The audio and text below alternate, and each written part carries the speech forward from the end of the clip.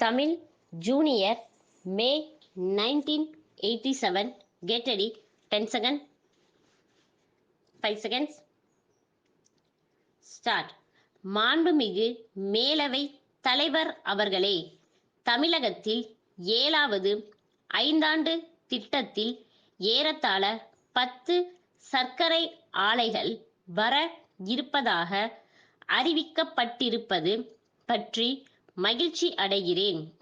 அந்த சர்க்கரை ஆலைகளை கூட்டுறவு துறையிலோ அல்லது அரசு துறையிலோ அமைப்பதுதான் சரியாக இருக்கும் என்பது என்னுடைய கருத்து.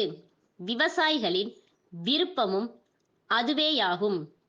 சர்க்கரை ஆலைகளை பொறுத்தவரையில் ஒரு காலத்தில் சர்க்கரையை விற்று அதனால் கிடைக்கிற வருமானம் போதுமானது என்ற நிலை இருந்து வந்தது. வளர்ந்து வருகிற இன்றைய சூழ்நிலையில் சர்க்கரையை மட்டும் விற்று விவசாயிகளுக்கு பணம் கொடுப்பது என்றால் நிச்சயமாக கட்டுப்படியான விலை கொடுக்க முடியாது. ஆகையால் சர்க்கரை உற்பத்தி செய்வது மட்டுமல்லாமல் அதனோடு தொடர்புடைய உப தொழில்களுக்கும் ஏற்பாடு செய்ய வேண்டும். என்ன காரணத்தாலோ தற்போது கூட்டுறவு துறையிலும் அரசு துறையிலும் உள்ள சர்க்கரை ஆலைகளில் உப தொழில்களை தொடங்குவதற்கான ஆர்வம் குறைந்து காணப்படுகிறது. அதைப்போன்று கரும்பு சக்கையிலிருந்து காகிதம் தயாரிக்கக்கூடிய தொழில்நுட்பம் உருவாகி இருக்கிறது. அந்த தொழில்நுட்பம் மேன்மேலும் வளர உரிய முயற்சிகளை மேற்கொள்ள வேண்டும். நம் நாட்டில் காகித உற்பத்தி பெருகினால் இறக்குமதி செய்யப்படும் காகிதத்தின் அளவு குறைந்து அந்த அளவுக்கு அந்நிய செலவாணி மீதமாகும். இதனை கருத்தில் கொண்டு பெரிய மாவட்டங்களை எல்லாம் பிரித்து மாவட்டந்தோறும் தொழில் மையம் அமைக்க வேண்டும்.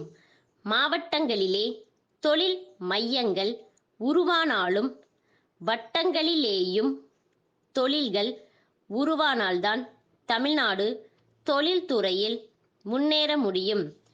அது மட்டுமல்லாமல் கிராமப்புறங்களில் பெரும்பான்மையாக வாழ்கின்ற ஏழை எளிய மக்களுக்கு போதிய தொழில் வாய்ப்புகளை உருவாக்க வேண்டும். அவர்கள் பொருளாதாரத்தில் மேம்பாடு அடைவதற்கு ஏற்ற வகையில் சிறு தொழில்களிலும் கை தொழில்களிலும் அதிக ஆர்வம் காட்ட வேண்டும். குறிப்பாக படித்து வேலையின்றி இருக்கும் இளைஞர்களின் வேலையில்லா திண்டாட்டத்தை போக்குகின்ற வகையில் சுய வேலைவாய்ப்பு திட்டங்களுக்கு முன்னுரிமை அளிக்க வேண்டும். அதோடு சிறு தொழில்களை தொடங்குவதற்கு தற்போது இடையூறாக இருக்கிற விதிமுறைகளையும் தளர்த்த வேண்டும். எல்லாவற்றிற்கும் மேலாக தொழில்துறை முன்னேற்றத்திற்கு அடிப்படையான மின்சாரம் தடையின்றி கிடைக்க ஏற்பாடு செய்ய வேண்டுமென்று கேட்டுக்கொள்கிறேன். சென்னை கோவிந்தப்பன் தெருவிலுள்ள குமரன் பனை வெல்ல மண்டி மேலாளர், கோவில்பட்டி பனைவெல்லம் உற்பத்தியாளர் கூட்டமைப்பு செயலாளருக்கு 1985 செப்டம்பர் 7 எழுதிய கடிதம். அன்புடையீர், தாங்கள் அனுப்பிய கடிதம் கிடைத்தது.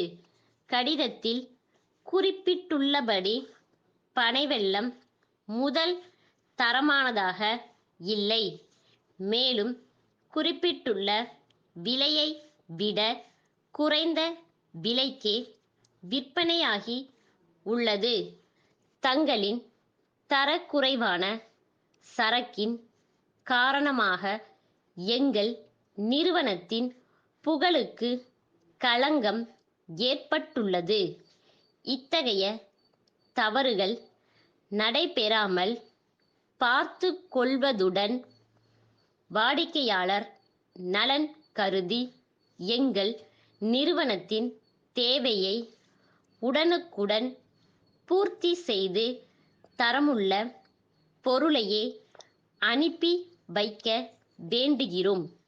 அவ்வாறு செய்ய தவறுவீர்களேயானால் தாங்கள் அமைப்புடன் உள்ள தொடர்புகள் யாவற்றையும் நிறுத்த வேண்டிய நிலைமை ஏற்படும் என்பதை தெரிவித்துக் கொள்கிறோம். தங்கள் நம்பிக்கையுள்ள ஸ்டாஃப்.